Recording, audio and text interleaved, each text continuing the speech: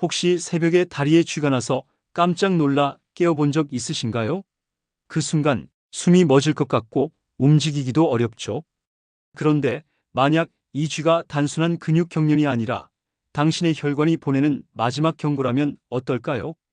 오늘은 단 3초 만에 통증을 풀어내는 응급처치법, 그리고 이 신호가 생명을 위협하는 질환의 전조인지 구별하는 방법까지 알려드리겠습니다. 많은 분들이 이렇게 말씀하세요. 원장님, 나이 들면 다 그래요. 그냥 참고 넘기면 되죠. 하지만 아닙니다. 요즘은 운동 중이거나 심지어 잠자는 중에도 다리가 갑자기 굳는 분들이 많아요. 이건 단순히 근육이 놀란 게 아니라 몸속의 전해질과 혈액순환이 균형을 잃었다는 신호입니다. 제가 진료했던 68세 박정희 어르신도 그랬어요. 쥐가 자주 나고 종아리가 부어요. 그냥 넘기셨다가 결국 다리 속에 피가 굳는 혈전증으로 입원하셨죠. 쥐는 우리 몸의 경고음입니다. 그 신호를 놓치면 질병은 조용히 진행됩니다. 그렇다면 도대체 왜 이런 경련이 생기는 걸까요? 지금부터 다리 쥐가 나는 6가지 이유를 하나씩 풀어보겠습니다. 첫째, 수분 부족입니다. 하루에 물 한 잔 겨우 드시는 분들, 특히 커피로만 버티는 분들 많죠? 이런 분들은 근육의 전해질 균형이 깨지면서 쉽게 쥐가 납니다. 둘째, 칼륨과 마그네슘 부족. 바나나, 견과류, 시금치를 꾸준히 안 드시면 근육 회복이 안 됩니다. 셋째, 혈액순환 장애. 오래 앉아 있거나 운동 후 바로 눕는 습관도 문제예요.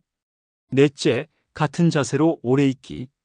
특히 다리를 꼬거나 무릎을 굽힌 채 잠드는 습관이 있는 분들 많죠. 다섯째, 과도한 운동. 준비 운동 없이 갑자기 움직이면 근육이 놀라 수축해버립니다. 여섯째, 만성 질환. 당뇨, 갑상선, 혈관 질환은 근육의 피로 회복 능력을 떨어뜨립니다. 이 중 한두 가지는 대부분 해당되실 겁니다. 그런데 여기서 더 중요한 게 있습니다. 쥐가 단순한 근육 경련이 아니라 병이 보내는 위험 신호일 때가 있거든요. 어떤 경우에 병원에 바로 가야 하는지 지금부터 말씀드리겠습니다. 쥐가 자주 난다고 모두 위험한 건 아닙니다. 하지만 아래 5가지 증상이 있다면 절대로 그냥 넘기면 안 됩니다. 첫째, 한쪽 다리만 계속 아플 때. 특히 종아리가 붓고 단단하다면 주의하세요. 둘째, 다리 색깔이 붉거나 푸르스름하게 변할 때.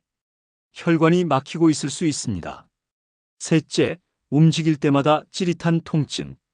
혈류가 막혀 근육이 산소를 못 받는 상태일 수 있습니다. 넷째, 갑자기 숨이 차거나 가슴이 답답할 때.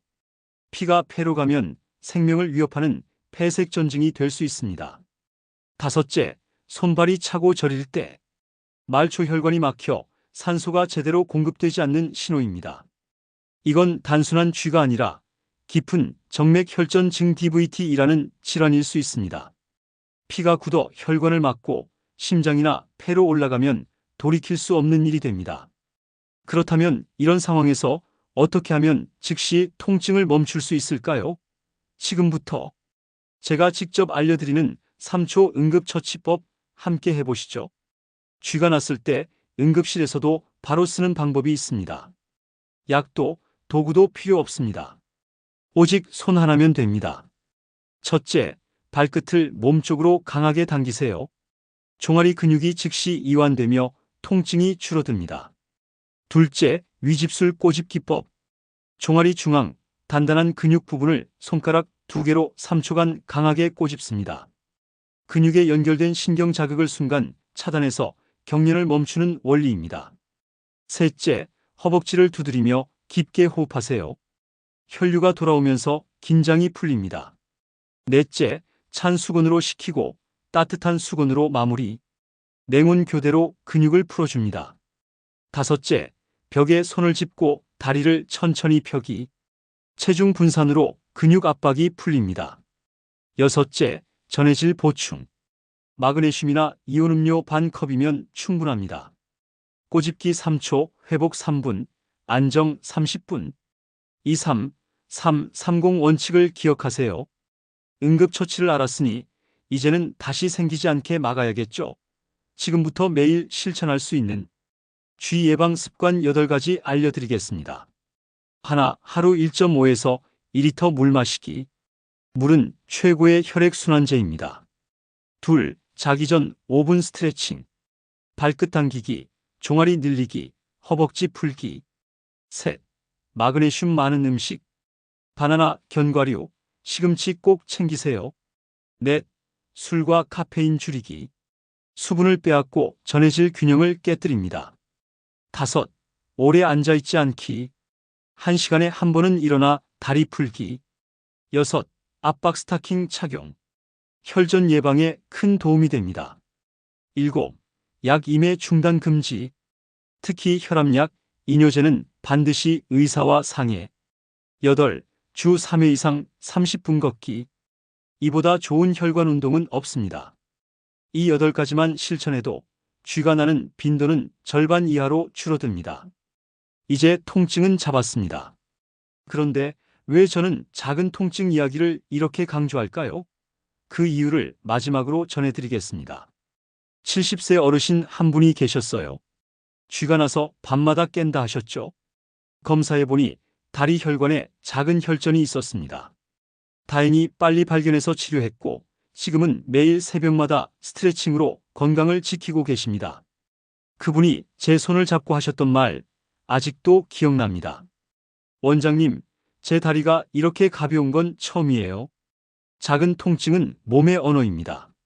그 언어를 이해하면 우리는 병이 아닌 건강한 삶과 대화할 수 있습니다. 그렇다면 여러분은 어떻게 하시겠습니까?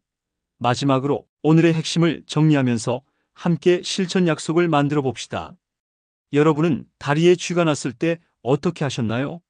오늘 알려드린 3초 꼬집 기법 직접 해보시고 효과가 있었다면 꼭 댓글로 알려주세요. 이 영상이 부모님이나 친구분께 도움이 될 것 같다면 공유해주세요. 건강은 거창한 게 아닙니다. 작은 통증 하나에도 귀 기울이는 것, 그게 시작입니다. 지금까지 가정의학과 전문의 김도현 원장이었습니다. 여러분의 다리, 그리고 삶이 다시 가볍게 걷길 바랍니다.